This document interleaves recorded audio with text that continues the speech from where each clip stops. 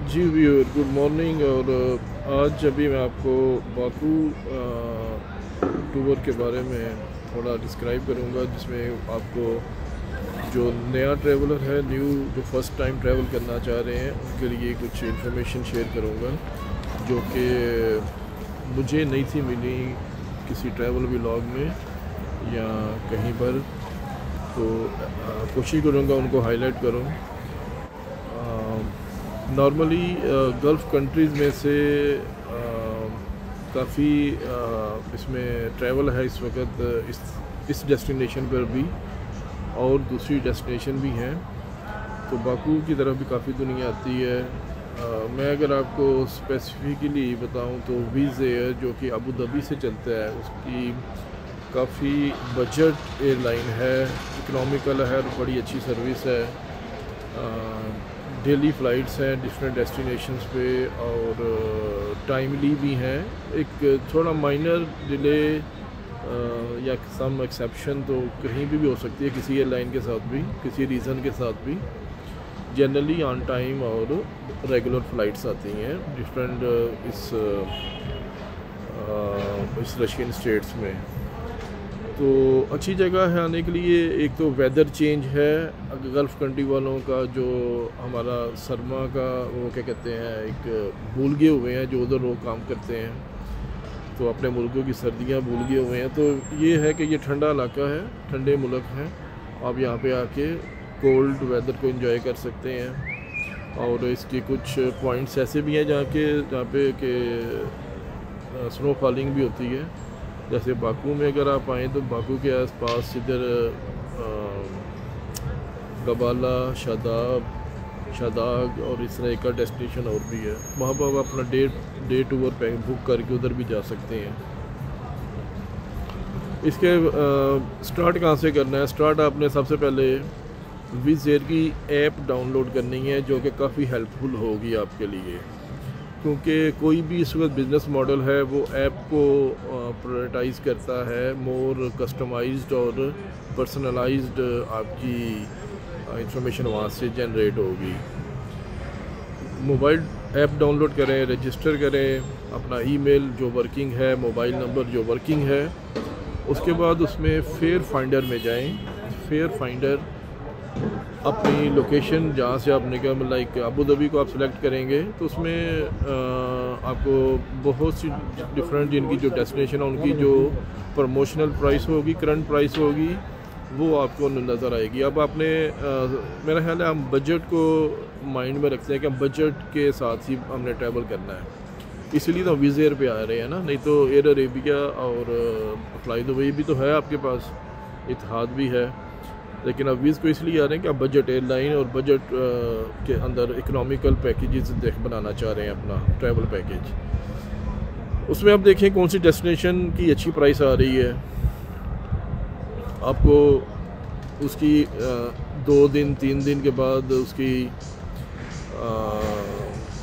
Return flight को देखें और देखें आपको कितने बजट के अंदर वो आ रही है, उसको डिसाइड करें। अगर आपने पर्टिकुलरली एक ही डेस्टिनेशन पे जाना तो उसका जो भी रेट आ रहा है, जब आपके पास टाइम है, क्योंकि आप ट्रैवल करेंगे उस वक्त जब आपके पास अपने काम वगैरह से फरागत होगी। और अगर आपने पर्टिकुलर डेस्टिनेशन पे जाना है तो उसका देखें किस मंथ में वो अच्छी प्राइस दे रहा है। अब उसको अगर आपने इसी जो भी मंथ डिसाइड करना है उस मंथ के अंदर प्राइसेस देखें, उसकी रिटर्न फ़्लाइट देखें और अपना फ़्लाइट सेलेक्ट करें। उसके बाद आप होटल, उसके दूसरी विंडो में आप या ऐप booking.com की ऐप भी है, उधर आप उसमें आप अपनी उसमें होटल की प्राइसेस देखें कि जिस शहर में आप जा रहे हैं उधर होटल की प्राइसेस क्या हैं, उसका बजट नोट करें, राइट डाउन कर लें नोट्स और नोटबुक में कि फ़्लाइट इतने की बन रही है, होटल इतने का बन रहा है। इसके बाद अगर आप दुबई, शारजाह, अजमान की तरफ से आ रहे हैं, रास अल खैमा की तरफ से, तो आपने ये देखना कि अबू धाबी पहुँचने का आपका टोटल कास्ट कितनी आएगी। अबू धाबी शारजाह वालों के लिए ये है कि आप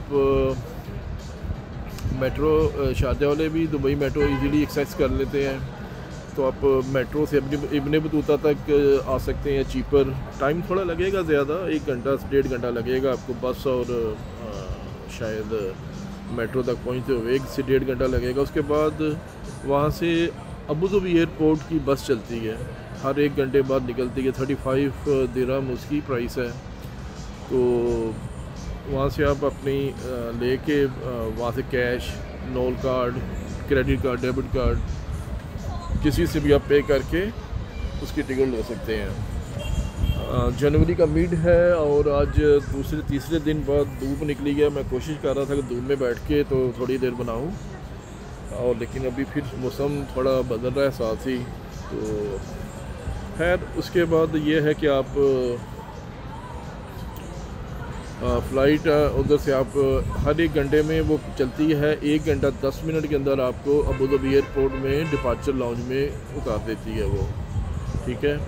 तो बड़ी इकनॉमी और बड़ी सहूलत वाली चीज़ है ये metro plus Abu Dhabi airport बस। इसके अलावा आप अगर 2-4 लोग हैं इकट्ठे जा रहे हैं तो कार पूलिंग कर सकते हैं RTA की। उसके अलावा आप कोई टैक्सी हायर कर सकते हैं, ये आपके बजट की, आपकी मर्ज़ी के ऊपर है सारी चीज़ें। उसके बाद आप उधर एयरपोर्ट पे चेक इन, आपने जब टिकट बुक करनी है विज़ एयरलाइन की तो उसकी आपने पेमेंट वगैरह करके टिकट बुक हो जाएगी। फ़्लाइट से अगर आप 24 घंटे आपको मैसेज भी आएगा। फ़्लाइट से 24 घंटे पहले आप उसकी फ़्री चेक इन कर सकते हैं। अगर आप 24 आवर से पहले चेक इन करना चाहेंगे ऑनलाइन तो उसमें पेमेंट आपको कॉस्टली, वो थोड़ा यानी कि आपको बाई चार्जेस हैं। आपने चेक इन ऑनलाइन ही करना है, अदरवाइज़ बिग कॉस्ट आपको काउंटर पे करना पड़ेगी, क्योंकि ये बजट और इकोनॉमिकल एयरलाइंस हैं। अगर ये फेयर में आपको काफ़ी लेस देती हैं तो ये छोटी छोटी बातों पे ऊपर चार्ज भी करते हैं। तो आप उनकी बताई हुई गाइडलाइन और लिमिट्स में रहें तो आपको टिकट के अलावा कुछ भी पे करना नहीं पड़ता। आपने ऑनलाइन चेक इन करनी है, अपनी मर्ज़ी की सीट अगर आपने डिसाइड करनी है तो उसके पेमेंट करनी पड़ेगी। अगर आप रैंडमली सीट सिलेक्ट करेंगे तो कोई चार्जेस नहीं है। इसका फ्री बैग जो है, फ्री हैंड कैरी या कैबिन बैग जो है, उसका साइज़ दूसरी एयरलाइन के कैबिन बैग से छोटा है, ठीक है, जो कि जनरली बैकपैक में आता है। बैकपैक में भी लोग बड़े बैकपैक भी लेके आ रहे हैं और डिफरेंट किस्म के हैंड बैग भी, जो कि साइज़ परमिटेड नहीं है। जब आप चेक इन काउंटर पे आते हैं तो उधर एक उनका सैंपल फ्रेम पड़ा होता है जिसके अंदर अगर आपका बैग फिट होता है, जो जिस साइज़ का आपको अलाउंस है, जो आपको अलाउड है, तो ठीक है। अगर आपका वो उसमें नहीं तो आपको उसके भी पे करने पड़ेंगे।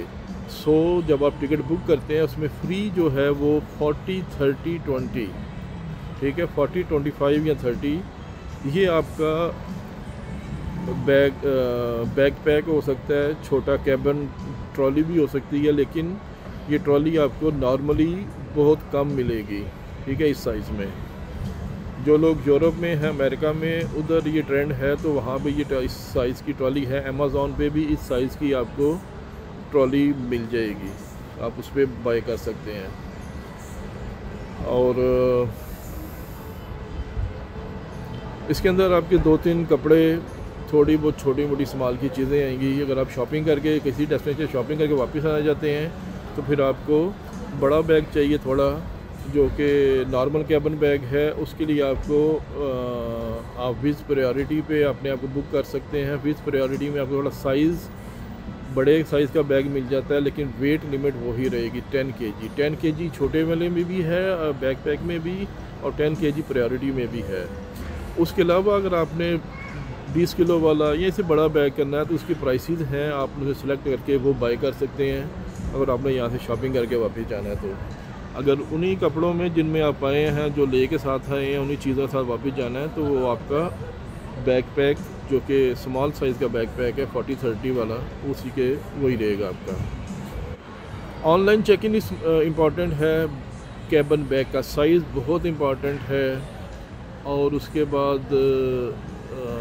आपने नॉर्मली चेक इन करें। अगर आपके पास अपने बैंक का कोई प्लैटिनम टाइटेनियम लेवल का क्रेडिट या डेबिट कार्ड है तो आप उधर कुछ ट्रैवल लाउंजेस, वेटिंग लाउंजेस भी एक्सेस कर सकते हैं, जहाँ पे आप हाई टी या कुछ खाना वगैरह, खाना पीना सब कुछ कर सकते हैं आप उधर। तो हर एयरपोर्ट पे उसके लिए अगर आपके पास मास्टर कार्ड है तो ड्रैगन पास एक मोबाइल ऐप है, उसको डाउनलोड करें। आपको उसमें उसी से आप लोग चेक इन कर सकेंगे उस लाउंज में। अपना जो भी आपके पास कार्ड है मास्टर कार्ड, उसको आप उसमें लिंक करेंगे और वो आपको अवेलेबल लाउंजेस किसी भी एयरपोर्ट पे बताएगा। उसके अलावा वीज़ा है तो वीज़ा का भी एक और ऐप है, आई एम सॉरी मुझे पूरी तौर पे जहन से निकल गया है, उसकी भी आपका बैंक ही आपको बता देगा कि आपकी इस ऐप पे आप डाउनलोड करके तो अपना लाउंज बुक कर सकते हैं। एनीहो उसके बाद आगे चलें, बाकू पहुंच के आप लोग वेलकम करते हैं। आपने ऑन अराइव गल्फ़ कंट्रीज़ वालों को ऑन अराइवल वीज़ा है अगर रेजिडेंट्स को, तो वो सबसे पहले आप एक लाइन में लगेंगे तो वो आपको खुद ही गाइड कर देंगे कि अगर आपके आपकी नेशनैलिटी क्या है, कौन सा पासपोर्ट है आपके पास, आपने रजिस्ट्रेशन करवानी है। एक 2-2 मिनट 5-5 मिनट में आपका पासपोर्ट रजिस्टर करके उसके बाद आप एक कियोस्क मशीन है उसमें आप अपनी इंफॉर्मेशन पुट ऑन करेंगे तो $30 US डॉलर आपको पे करने होंगे। आप कैश या कार्ड से पे कर सकते हैं। आपने उसको पे करके तो आपको वीज़ा का एक चिट मिल जाएगी जिसमें आपका वीज़ा नंबर वगैरह होगा डिटेल। फिर आप इमिग्रेशन काउंटर पे अपनी पासपोर्ट कंट्रोल पे जाएंगे। एक चीज़ जो मैं मिस कर गया हूँ, आपको फ्लाई करने से पहले आपने अपने कंट्री से डॉलर ख़रीद के लेके आने हैं। उधर से आपने मसलन अगर आप बाकू में अज़रबैजान आ रहे हैं तो वहाँ से मन्नात नहीं ख़रीदने, वो महंगे मिलेंगे, डॉलर ख़रीदना है आपने वहाँ से। डॉलर ख़रीद के तो आप बाकू पहुंच के एयरपोर्ट पे आप जब करेंसी एक्सचेंज कराने आएंगे थोड़ी सी महंगी आपको रेट महंगा मिलेगा।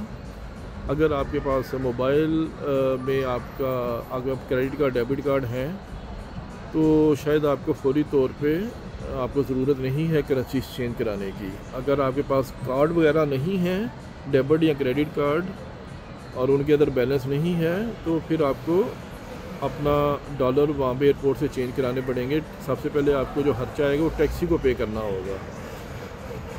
टैक्सी आपने यहाँ पे गवर्नमेंट टैक्सी भी है बहुत अच्छी स्टाइल की, दूसरी टैक्सी भी है और लेकिन आपने बोल्ट एप्लीकेशन डाउनलोड करनी है और बोल्ट टैक्सी आपने उसी पे ट्रैवल करना है। बोल्ट यहाँ पे बहुत इकोनॉमिकल है, बहुत अच्छी टैक्सी हैं और वाइडली अवेलेबल है और प्राइस बहुत अच्छी है उनकी, बहुत अच्छी प्राइस है।